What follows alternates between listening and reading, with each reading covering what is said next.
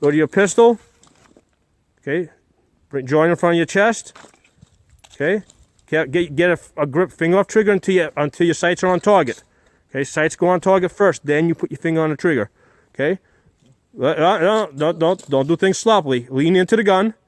Lean forward. You're leaning back. Good. Now bring your arms back into your chest. Put your left hand on your chest and reholster the gun. All right. Relax. Go back to the rifle. Okay. Drive your thumb to the target. Good. Drive it into your chest and drive your face down to the stock. Okay. Good. Relax. All right. Go to your pistol. Okay, get your left hand on your chest, join in front of your chest, go ahead. Drive forward, careful, you gotta get, no, thumb's in the wrong spot. Yeah, okay, keep your finger off the trigger. Okay, good, bring the gun back into your chest. Okay, reholster. Okay, relax. Okay, good, go to your rifle. Drive your rifle into your chest, face down to your gun. Drive your thumb to the target. There you go. All right, take your safety off. All right, take your safety back on. Okay, let the rifle hang. Go to your pistol. All right, join in front of your chest. Okay, make sure your hands are in the right position in front of your chest. No, don't move forward. Bring your hands back. Okay, fingers off the trigger. Look, your left hand, your fingers on trigger. Do that? Okay, get your finger. I just went and did that without even, my finger just went. All right, get the gun back in the holster. Let's start all over again. Okay. Okay, relax. Okay. Put your arms down, start all over again. All right, get the gun out of the holster, rotate it. Finger off trigger, join in front. No, thumb's in the wrong position. Yeah, that's got but you got to get that in the right position in front of your chest. No, everything's in front of your chest. Your hands got to be, bring it back in. Bring it back in. Okay, the joining has to happen in front of your chest. That's where everything needs to be perfect, in front of your chest before you move forward, okay? Relaxed. Hello everyone, welcome back. I wanted to share a training video with you guys. Usually when we look at training videos, we see people doing things the perfect way under perfect circumstances. We see well-trained people, but I kind of wanted to share with you guys a more realistic training video that illustrates the mistakes that people will typically make, okay? And none of that was coordinated. It's just the way it flowed. And that's pretty typical. I see this, on a pretty regular basis. Now, the lady that I'm training, this is not her first time shooting guns. In fact, she's a pretty decent shot. If I just have her doing target practice, she's able to hit the targets. She's able to easily hit these 4-inch targets at about 20 feet, with the pistol. And then with the rifle, she's easily able to hit those other targets back there at 80 feet, with the AR-15. But in this video, I have her doing multiple things. And what happens is once I start introducing new elements, a lot of the things that she normally does very well and very easily, they kind of start falling apart. So in this video, I kind of have her going back and forth between, between going from the rifle to the pistol, back to the rifle. And again, I'm intentionally trying to confuse her because, a realistic self-defense type of situation is very confusing with a lot of unexpected things going on at the same time, okay? And the idea behind this drill is that the rifle is the primary gun.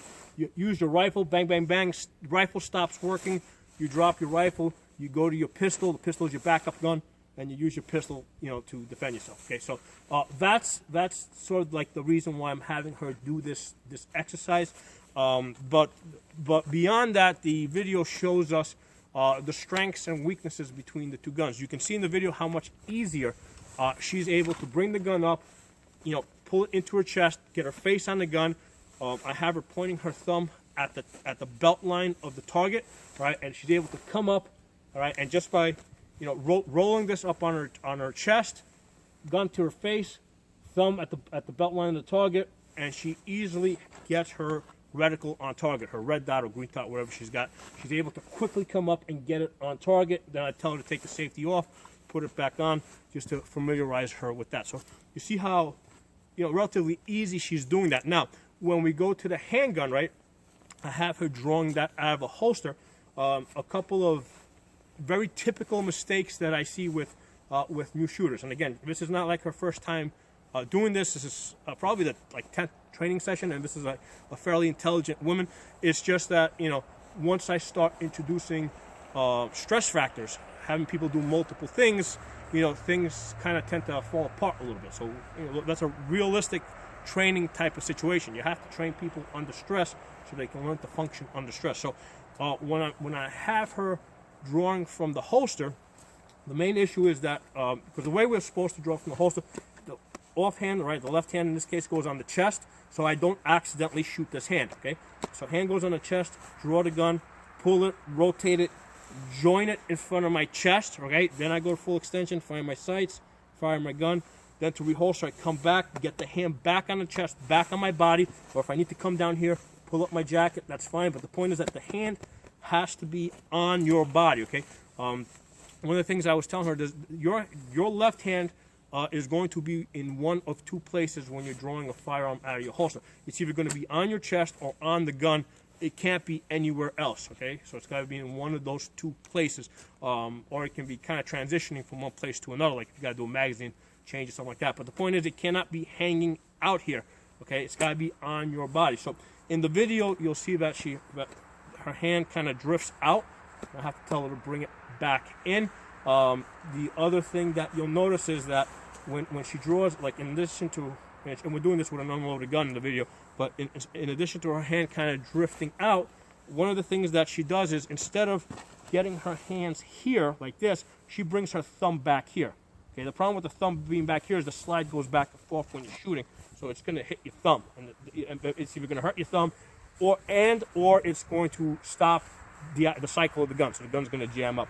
So the hand has to basically go over here. You know, this thumb can be, you know, there's a number of different options as where you can put it, but it has to be here. It cannot be back here. Okay, so one of the things that she kept doing repeatedly is putting her thumb behind the gun, which is something that's pretty typical with new shooters. Now, like I said, she knows how to do it.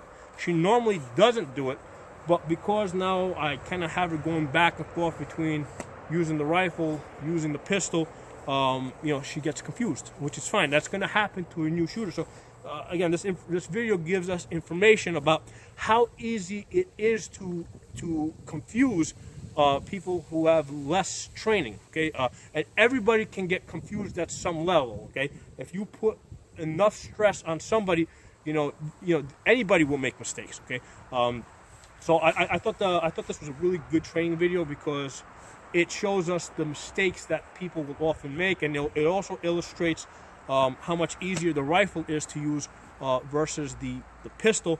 And you know, one of the things with the rifle is because her hands are further apart, she's able to more easily bring it up and get it on target. With the pistol, it's a little bit more difficult for her to remember where to put her hands, because you know, I mean, that's just how it is. And again, that's very typical. With the rifle, she's using what we call an AR pistol. It has a 7.5-inch barrel, and then with the muzzle extension to make it a little bit quieter, it comes out to about 10 inches.